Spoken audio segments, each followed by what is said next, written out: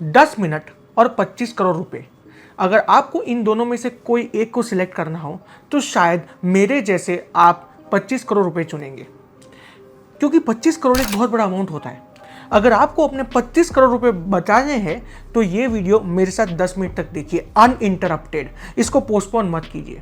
Channel को subscribe कर लीजिए, क्योंकि मैं आपके साथ 8 ऐसे साइबर क्राइम की बात कर रहा हूं जो बहुत सारी जगह पे इंडिया में हो रहे हैं, और इन साइबर क्राइम से बचने के लिए 10 ऐसे पॉइंट्स बताने जा रहा हूं जो आपको आज तक किसी ने नहीं बताए होंगे। ध्यान रखिए, एक भी मिनट लूज मत कीजिए और वीडियो पूरा देखिए। कहानी नंबर 1। हेलो सर, अविनाश बात कर रहा हूँ जियो की तरफ से। गुप्ता जी से बात हो रही है मेरी?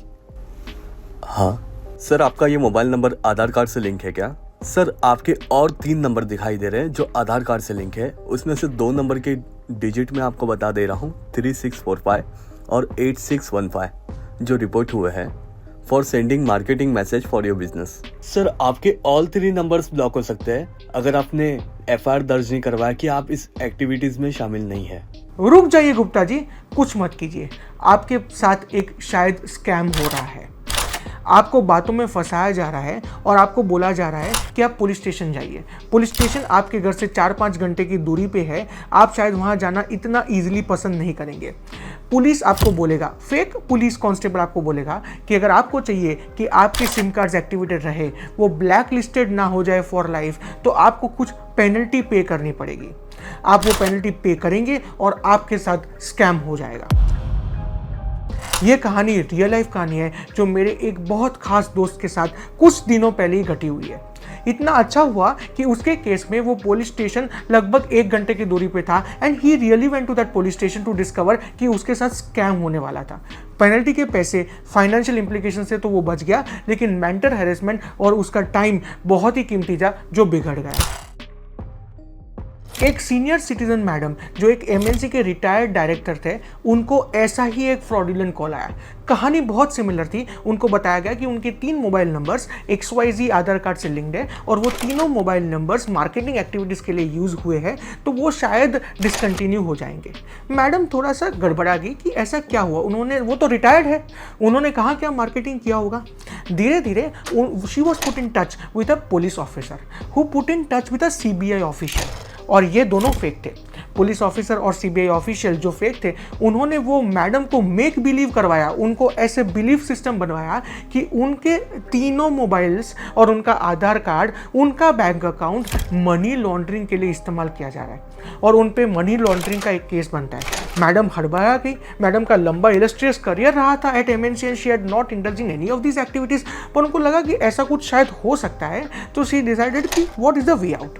उनको स्कैमस्टर्स ने बहुत ही निष्ठा के साथ ऐसा बोला कि वे आउट कुछ नहीं है, आपको बस अपना इंटेंट दिखाना है कि अगर कुछ फ्रॉड हुआ है तो आप पैसे देने के लिए तैयार है।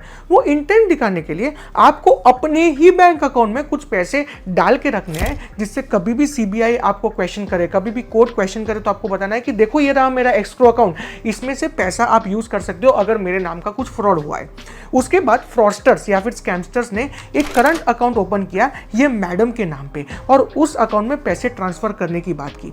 स्कैम 2 महीना चला, 2024 की फरवरी से 2024 के अप्रैल में। ये 2 महीने के दौरान करीब 25 करोड़ रुपए ये मैडम ने अपने ही करंट अकाउंट में डाले, जिसका कंट्रोल स्कैमस्टर्स के पास था।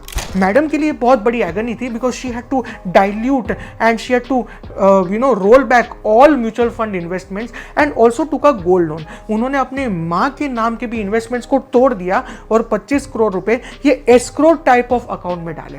और ये 25 करोड़ रुपए ultimately when the scam unfolded she realised कि उनका खुद का नाम था, but it was being controlled by other people and the money was gone, the money was taken away.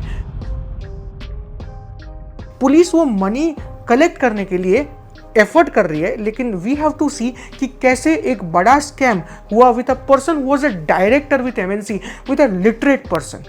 तो हम और आप कभी भी ऐसे स्कैम्स में फंस सकते हैं। आपको पता है कहानी नंबर 2 जो थी वो मुंबई की थी, कहानी नंबर 3 भी मुंबई की है। ये कहानी भी एक ऐसी वुमन की है who is a chartered accountant and he stays in Vile Parle. वो 34 ईयर चार्टर्ड अकाउंटेंट को पहले कौन आया, और कॉल में क्या हुआ, सेम जो पहले हमने 2 स्टोरीज में देखा, उनको बुलाया गया कि उनके 3 मोबाइल नंबर्स जो उनके आधार कार्ड के साथ लिंक्ड थे वो ब्लॉक कर दिए जाएंगे, बिकॉज उनके मोबाइल नंबर्स से कुछ पेस्की एक्टिविटीज मतलब इरिटेबल मार्केटिंग कॉल्स हो रहे हैं। सीए तो डर गए, सीए ने बोला मैंने तो ऐसा कुछ किया भी नहीं है। सीए बहुत प्रोफेशनल स्केप्टिक होते हैं, वो चीज़ों को ध्यान से देखते हैं, पर उनको पता नहीं चला। इमीडिएटली शी वाज टोल्ड कि चलो एक बार आप चुनापट्टी फ्लाईओवर के पास जो पुलिस स्टेशन है, चुनापट्टी पुलिस स्टेशन, वहां जाइए और आपकी कंप्लेंट रिजॉल्व कीजिए। वो लड़की ने सोचा कि अभी मैं पूरा वर्किंग डे को छोड़ के विले पार्ले से चुनापट्टी लगभग 1 घंटे का डिस्टेंस जाऊंगी तो मेरा टाइम बहुत वेस्ट होगा। ऐसा कुछ कॉन्वर्सेशन हो रहा था, बीच में स्कैमस्टर ने बोला ठीक है आपको पुलिस स्टेशन नहीं जाना तो कोई बात नहीं, हम स्काइप कॉल करवा लेते हैं। वो लड़की ने शायद सोचा होगा कि मुंबई पुलिस आजकल ट्विटर में है तो स्काइप कॉल भी करती होगी, तो उन्होंने स्काइप कॉल के लिए अग्री किया। स्काइप कॉल में उन्होंने देखा मुंबई पुलिस का लोगो है और एक बंदा एक यूनिफॉर्म और पूरे सेटिंग के साथ बैठा हुआ बात कर रहे हैं। उसने एफआईआर जैसा कुछ डॉक्यूमेंट दिखाया जिसमें दिखाया कि वो जो 34 year old chartered accountant from Vile Parle है, उनके ये नंबर से ये मार्केटिंग कॉल्स हुए हैं और उसके कारण लोगों ने ऐसी कंप्लेंट की, वो कंप्लेंट की रिपोर्ट दिखवाई। लड़की फिर से डर गई, मैडम फिर से डर गई। उसके बाद क्या हुआ, वो जो पुलिस ऑफिसर था उसने कॉल ट्रांसफर किया एक वुमन सीबीआई ऑफिसर जो फेक सीबीआई ऑफिसर था और उसके साथ बात करने के लिए बोला। अच्छा, फेक सीबीआई ऑफिसर ने पूरा ही नया मांजरा अनफोल्ड किया। उन्होंने बोला कि आपको क्या पता है कि आपके जो बैंक अकाउंट्स है वो बैंक अकाउंट्स नरेश गोयल जो चैट केस में लिंक्ड है, जो चैट एयरवेज के फाउंडर थे, उनके मनी लॉन्ड्रिंग एक्टिविटीज में यूज हुआ है। और वो वुमन चार्टर्ड अकाउंटेंट को फेक सीबीआई ऑफिसर ने एक लिंक दिया। जब वो लिंक ओपन हुआ तो सुप्रीम कोर्ट का वेबसाइट खुला। नाउ वेबसाइट बहुत ही सिमिलर था, एम्बलम भी था, सुप्रीम कोर्ट का नाम भी था। तो शी वाज फ्लस्टर्ड, जो चार्टर्ड अकाउंटेंट था उसको लगा कि एक्चुअली यही वेबसाइट होगा और उसमें एक कोड दिया गया, वो केस नंबर था। फेक सीबीआई ऑफिसर ने इस वुमन को बताया कि आप अपना केस नंबर डालिए और देखिए आपका पूरा रिपोर्ट, पूरा जजमेंट सुप्रीम कोर्ट का दिखेगा। पूरा जजमेंट था। वो लड़की को लगा कि शायद एरोनियसली उनके कुछ अकाउंट्स मनी लॉन्ड्रिंग के साथ टाई हो गए हैं। Because of this fake CBI officer के कहने पे वो जो डॉक्यूमेंट था, सो कॉल्ड सुप्रीम कोर्ट की वेबसाइट का डॉक्यूमेंट, उसमें दिए गए अकाउंट नंबर्स पर लगभग 40 लाख, आई थिंक 35 से 40 लाख का अमाउंट था जो सीए ने ट्रांसफर कर दिया। सीए ने अपने फिक्स डिपॉजिट्स तोड़ दिए प्रीमैच्योरली और पैसा ट्रांसफर कर दिया। अल्टीमेटली उनको पता चला कि वो एक स्कैम का शिकार हुए हैं और वो वेबसाइट भी फेक है, सीबीआई ऑफिसर भी फेक है, पुलिस ऑफिसर भी फेक है। कहानी नंबर 4, इस स्कैम को मैं स्टॉक मार्केट स्कैम के नाम से जानता हूं, stock market cyber financial fraud scam. इसमें क्या हुआ कि एक सीनियर सिटीजन को एक व्हाट्सएप ग्रुप पे इनवाइट आई। व्हाट्सएप ग्रुप का कुछ नाम था मोमेंटम स्टॉक ट्रेडिंग ग्रुप। ये व्हाट्सएप ग्रुप पे 2 कोऑर्डिनेटर्स थे और उनको मतलब बहुत सारे लोगों को 200-300 लोगों को स्टॉक एडवाइसेस दी जाती थी। कुछ 1-1.5 महीने 2 महीने स्टॉक एडवाइसेस देने के बाद इस सीनियर सिटीजन ने अपने बेटे और अपने डॉटर इन लॉ को ये व्हाट्सएप ग्रुप में शामिल करवाने की रिक्वेस्ट की। जब बेटा और बहू व्हाट्सएप ग्रुप पे आ गए, at that point of time someone reached out to the son and the daughter in law and told कि एक बहुत बड़ा आईपीओ आ रहा है, ABN AMRO VIP retail IPO, उसमें आपको पैसा लगाना चाहिए, उसमें आपका पैसा बहुत बढ़ेगा। आईपीओज में बहुत पैसे बने हैं इन 2022-2023, इसलिए that young couple got interested and wanted to know more. उनको बोला गया कि आपको एक special app, secure app download करना पड़ेगा by the name of retail home, और उस ऐप में आप पैसा लगा सकते हो। उस ऐप में इस पर्टिकुलर स्क्रिप्ट मतलब एबीएन एमरो वीआईपी रिटेल के सारा कच्चा चिट्ठा था, उसका फाइनेंशियल इंफॉर्मेशन था, प्रॉफिट कुछ था जो 90 करोड़ के आसपास था, ये सब दिख रहा था। वो फाइनेंशियल स्कीम में यंग कपल ने इन्वेस्ट कर दिया। इन्वेस्ट करने के बाद जब कंपनी का प्रॉफिट दिखा और जब डिस्ट्रीब्यूशन ऑफ प्रॉफिट की बात आई तो वो यंग कपल ने कोऑर्डिनेटर्स ऑफ व्हाट्सएप ग्रुप को बोला कि हमें इसमें से पैसा उठाना है, विड्रॉ करना है। उन्होंने विड्रॉ करने का ट्राई किया लेकिन पैसा बाहर नहीं आया। जब कोऑर्डिनेटर से कांटेक्ट किया तो कोऑर्डिनेटर ने बोला आपको अभी विड्रॉ नहीं करना चाहिए, आपको ये टैक्स लगेगा, वो टैक्स लगेगा, आपका पैसा उतना कम हो जाएगा। एंड धीरे धीरे उनको पता चला कि जो 2 महीने से उन्होंने अलग स्कीम्स में भी पैसे डाले थे और जो इस पर्टिकुलर आईपीओ में पैसे डाले थे वो सारे पैसे चले गए because it was a scam. कहानी नंबर 5, ये कहानी थोड़ी सी फिक्शनल कहानी है on the basis of cyber crime report filed by Tamil Nadu police station. Tamil Nadu police department ने ऐसा बोला है कि तमिलनाडु के सिटीजन्स को cyber crime, AI based cyber crime से बहुत सारा बचना है। उन्होंने एक एग्जाम्पल दिया हुआ है जिसमें लोगों के साथ ऐसा हो रहा है कि आपका खुद का फैमिली मेंबर किडनैप हो जाता है, या आपका खुद का फैमिली मेंबर रोड एक्सीडेंट में चला जाता है, या आपका फैमिली मेंबर वुंडेड होता है, उसको हार्ट अटैक आता है, and then someone is going to help that family member get out of that situation. और इसके लिए आपको फोन आएगा कि देखो आपका बेटा, आपकी बहू, आपके पिताजी, आपके माताजी ये पर्टिकुलर सिचुएशन में है और उनको बाहर निकालने के लिए इतने पैसे चाहिए। Now you will surely not believe that, so you will want to talk to the other person, to your relative who is in that situation. वो रिलेटिव को फोन भी देगा एंड देन यूजिंग एआई ऐसा voice का morphing होगा कि आपको लगेगा कि आपका बेटा, आपकी बहू, आपके पिताजी, आपके माताजी, आपकी बहन, आपका भाई आपसे बात कर रहे हैं, but actually it is a computer talking. And as a consequence आप उतना पैसा दोगे, या तो पुलिस स्टेशन को दोगे या तो हॉस्पिटल को दोगे, और वो फ्रॉडुलेंट पुलिस स्टेशन और फ्रॉडुलेंट हॉस्पिटल होगा और आपका पैसा चला जाएगा। कहानी नंबर 6, ये स्कैम तो मेरे साथ होने जा रहा था। भगवान की लाख कृपा और मेरी सतर्कता के कारण ये स्कैम मेरे साथ रुक गया। अभी रिसेंटली मैंने एक मोबाइल ऑपरेटर से दूसरे मोबाइल ऑपरेटर में पोर्ट किया। जब मैंने फर्स्ट मोबाइल ऑपरेटर से पोर्ट किया तब मैंने अच्छे से रिक्वेस्ट डाली 1900 में। उसके बाद मैंने नया मोबाइल ऑपरेटर का सिम लिया। वो सिम वो सिम क्या एनेबल करने के लिए समवन विजिटेड माय हाउस, और वो सिम एनेबल भी हो गया। मुझे बुलाया गया कि देखो 3 दिन लगेगा और 3 दिन में आपका पुराना जो नेटवर्क होगा वो चला जाएगा, उसके बाद ये नया सिम डालिए और आपका नया सिम चलने लगेगा। मैंने कहा ओके। उसके बाद शाम को मुझे कॉल आता है और मुझे बोला जाता है कि मैं ना वो आपके घर पे आया था, वो आपको जो नई कंपनी का सिम लेना था, मैंने सिम दिया आपको, 3 दिन में चालू होने वाला है। अभी जब मैं ऑफिस पहुंचा और आपके नंबर की एंट्री कर रहा था तो मेरे से एक छोटी सी गलती हो गई है। लास्ट में आपके फ़ोन के 14 है, उसके बदले वो नंबर में मैंने 41 डाल दिया है। तो अभी आप एक काम कीजिए, आप है ना एक बार आपकी रिक्वेस्ट कैंसिल आउट कर दीजिए, मैं तुरंत ही आपके घर पे कल सुबह आता हूँ और मैं आपका फिर से रिक्वेस्ट ले लेता हूँ। मैंने बोला नहीं, मैं तो शायद ट्रैवल करने वाला हूँ, आप अगर लेट आएंगे कल और मेरा पोर्टेबिलिटी नहीं हुआ तो then I will be stuck without a mobile connection because I am travelling out of my home city. उन्होंने बोला कुछ नहीं होगा, आपका हो जाएगा। मुझे तुरंत ही शायद पता चल गया कि कुछ स्कैम होने जा रहा है मेरे साथ। क्यों मुझे लगा ऐसा स्कैम होने जा रहा है? Because of the reason which you will not believe. मैं जो पुराने ऑपरेटर के साथ था, अगर वो सेम ऑपरेटर का कॉल मुझे आता है तो मुझे वॉइस की क्लैरिटी अलग होती है, and if it is between 2 different operators voice की क्लैरिटी अलग होती है। मुझे पता चल गया कि ये जो कॉल आया हुआ है ना वो नए ऑपरेटर से नहीं आया, वो शायद पुराने ऑपरेटर से ही आया है और वो मुझे पोर्ट आउट करवाने का रिक्वेस्ट कैंसिल करवाने का ट्राई कर रहे हैं, so that I have to do it again and they can get me as a customer for some time. और कुछ कस्टमर्स तो ऐसे भी होंगे जो शायद वो कैंसिल करने के बाद फिर से पोर्टिंग का रिक्वेस्ट ही ना करे, क्योंकि गवर्नमेंट रूल्स के कारण थोड़े दिनों के बाद ही शायद आप वो कर सकते हो और ये सब झंझट में आप ना पड़े। आई वॉज शॉक्ड कि क्या ऐसा भी हो सकता है, इतना भी किसी को उल्लू बनाया जा सकता है, और मैं उल्लू बनने वाला था। Now that's a very small example because mobile number portability तो आए दिन होती रहती है, but this is how mind manipulation techniques are being used by fraudsters and scammers, जो हमें ये कहानी से सीखना है। कहानी 7 जो मेरे दूसरे फ्रेंड के साथ हुई थी लगभग 1 महीने पहले। उनको बोला गया कि आपके पिताजी को मुझे कुछ पैसा देना है, और वो पिताजी का नाम भी एग्जैक्टली बोला गया। बोला कि मुझे कुछ पैसा दिया है, उन्होंने मुझे 10 साल पहले ऐसी हेल्प की थी, मुझे पैसा देना है।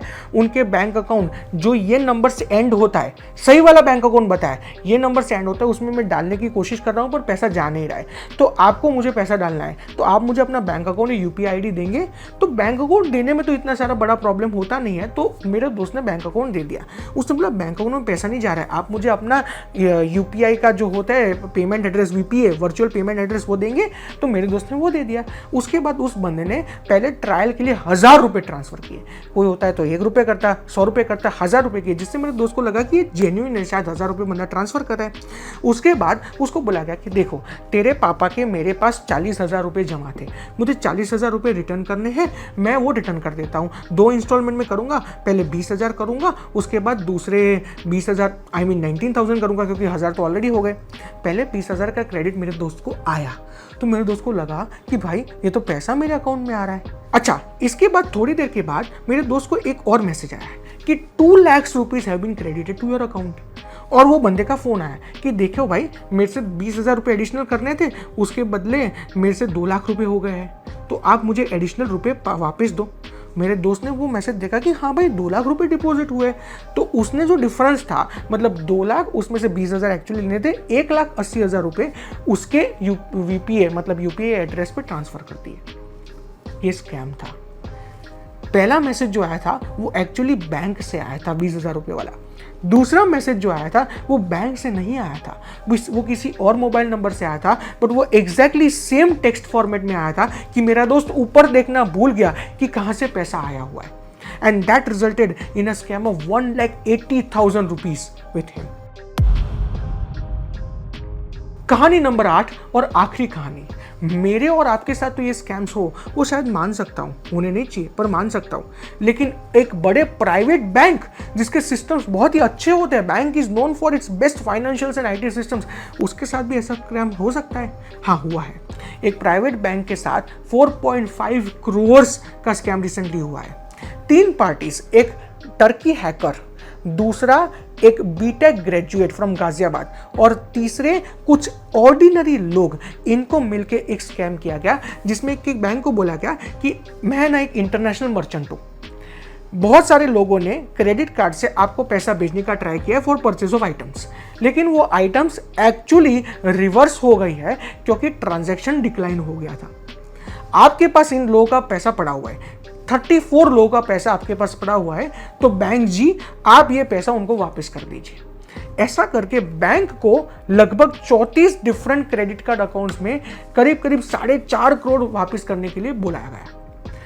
बैंक को ऐसा भी बोला गया कि देखो ये तो ट्रांजैक्शन था, परचेज रिवर्सल था, ट्रांजैक्शन डिक्लाइन हुआ है, बाद में ये पैसा एक्चुअल जब परचेज हुआ, नेक्स्ट ट्रांजैक्शन में कस्टमर ने फिर से परचेज किया तो आपको पैसा वो मिल जाएगा, 5-10 दिन का प्रोसेसिंग टाइम लगेगा। ऐसा एक्चुअली बैंक्स के साथ होता है, तो बैंक्स ऑफिशियल्स ने इसको डाउटफुली नहीं देखा, लेकिन 5-10 मिनट के बाद जब पैसा नहीं आया तो बैंक को पता चला कि पूरा ट्रांजैक्शन ही फ्रॉड था। वो जो टर्की का हैकर था, वो जो गाजियाबाद का बीटेक ग्रेजुएट था और कुछ 34 लोगों ने मिल के एक स्कैम किया था, जिसमें अल्टीमेटली जिसका क्रेडिट कार्ड अकाउंट था वो लोग कुछ अंधेरी में रहने वाले लोग थे, कहीं और इंडिया में रहने वाले लोग थे, जिनको 20% मिला of the entire amount transfer to their credit card. और जो दूसरा पैसा था, वो जो बीटेक ग्रेजुएट था, आईटी ग्रेजुएट फ्रॉम गाजियाबाद, उसने क्रिप्टो करेंसी में कन्वर्ट करके अपना कमीशन काट के वो टर्किश हैकर को दे दिए थे। Listening to all the stories it runs a shiver down my spine. मुझे बहुत डर लग जाता है ये सब सुन के। ये मेरे साथ हो सकता है, ये आपके साथ हो सकता है। जमतारा जैसी सीरीज नेटफ्लिक्स में नहीं है, वो हमारे साथ रियल लाइफ में हो रही है। इसलिए आपको 10 ऐसी चीज़ें बोल रहा हूँ जो नोट डाउन कर लीजिए, उसको रोज देखिए और वो चीज़ें फॉलो कीजिए, जिसके कारण आपके साथ स्कैम होने के चांसेस 99% तक कम हो जाएंगे। नंबर 1, आपको अननोन नंबर्स कम उठाने चाहिए। अगर कोई बंदा आपको कोशिश कर रहा है रीच आउट करने की, आप उसका फ़ोन नहीं उठाते, वो आपको मैसेज करेगा, व्हाट्सएप करेगा, अर्जेंट होगा तो घर आ जाएगा, ऑफिस आ जाएगा, वो सब ठीक है, पर अननोन नंबर्स कम उठाइए। नंबर 2, आपको जहाँ से कॉल आ रहा है, जहाँ से एसएमएस आ रहा है, उसका ट्रैक रखना चाहिए कि कहाँ से आ रहा है। आपको अगर 2 लाख रुपए क्रेडिट हुए तो क्या वो बैंक से एसएमएस आ रहा है या कहीं और से आ रहा है, ये आपको समझने की ज़रूरत है। आपको ट्रू कॉलर सर्च करना पड़े तो वो कीजिए, पर जानिए कि आपको कहाँ से कॉल्स और मैसेजेस आ रहे हैं। नंबर 3, आप अगर किसी से बात कर रहे हैं तो बातें छोटी रखिए, बातें शॉर्ट रखिए। अगर आप थोड़े डिटेल में जाएंगे तो फ्रॉस्टर को एक स्टोरी बनाने का चांस मिल जाएगा और वो आपको उल्लू बना देगा। Calls should be short in situations like this, जिसकी हमने बात की। नंबर 4, अगर आपको बोला जाता है कि आपका कोई फैमिली मेंबर बीमार है, रोड एक्सीडेंट हुआ, इमरजेंसी है, you cut down that call and you try to contact on the phone number of that family member and then try to verify कि एक्चुअली कुछ ऐसा हुआ है कि नहीं हुआ है। नंबर 5, अगर आपको ऐसा बोला जाता है कि ये कंपनी आपको डिलिस्ट कर देगी, आपका मोबाइल नंबर डिलिस्ट हो जाएगा, आप डायरेक्टली टेलीकॉम कंपनी को फ़ोन करके पूछिए, उनकी ऑफिस में जाके पता कीजिए कि क्या एक्चुअली कुछ हो रहा है। जैसे कि अगर आप पुलिस स्टेशन जाएंगे एक्चुअली तो आपको पता चलेगा कि आपके साथ फ्रॉड हो रहा है। नंबर 6, अगर आपके साथ कोई भी ऐसा फ्रॉड हुआ है जिसमें फाइनेंशियल इंप्लीकेशंस है, तुरंत ही आपके बैंक को बताइए कि मैंने ये पेमेंट किया था, मुझे वापस चाहिए। 1 घंटे के अंदर बताइए। देयर इज अ प्रोबेबिलिटी कि शायद आपका पैसा वापस आ सकता है। नंबर 7, अगर आपके साथ कोई भी ऐसा साइबर फ्रॉड होता है, तुरंत ही 1930 पे कॉल कीजिए और नेशनल क्राइम रिपोर्टिंग को बताइए कि ऐसा हुआ है। आप national cyber crime reporting portal की वेबसाइट पे भी अपना कंप्लेन लिखवा सकते हैं। आप नियरेस्ट पुलिस स्टेशन में जाके, वहाँ पर साइबर क्राइम सेल होता है, वहाँ पर जाके अपनी फरियाद लिखवा सकते हैं। तुरंत ही कीजिए। नंबर 8, अपने फैमिली मेंबर्स को इन फ्रॉड्स के बारे में अवेयर कीजिए कि उनके साथ कैसे फ्रॉड्स हो सकते हैं और उनसे बचना कैसे चाहिए। नंबर 9, अगर आपको कोई वेबसाइट का रेफरेंस मिलता है तो चेक कीजिए कि वो वेबसाइट में https:// है, वो वेबसाइट सिक्योर्ड है कि नहीं है। आप दूसरे ब्राउज़र से या दूसरे किसी कंप्यूटर या दूसरे किसी डिवाइस से भी वो वेबसाइट चेक कर सकते हैं टू कंफर्म कि आपको जो बात कही जा रही है वो एक्चुअल वेबसाइट की जा रही है या फेक वेबसाइट की जा रही है। And the 10th thing is, अगर आप किसी को अपना आधार कार्ड दे रहे हैं, आधार का डॉक्यूमेंट दे रहे हैं, तो मास्क आधार यूज़ कीजिए। डिजिलॉकर या फिर आधार कार्ड की वेबसाइट से मास्क आधार, जिसमें सारे डिजिट्स ऑफ आधार विजिबल नहीं हो, वैसा आधार कार्ड यूज़ कीजिए। सावधान रहिए, सतर्क रहिए, अपने दोस्तों, रिश्तेदारों और फैमिली मेंबर्स को भी सतर्क रखिए। साइबर क्राइम से तभी बचाया जा सकता है जब आप सतर्क हैं और आप अपने दिमाग का इस्तेमाल कर रहे हैं, आप इमोशंस में नहीं बह रहे हैं।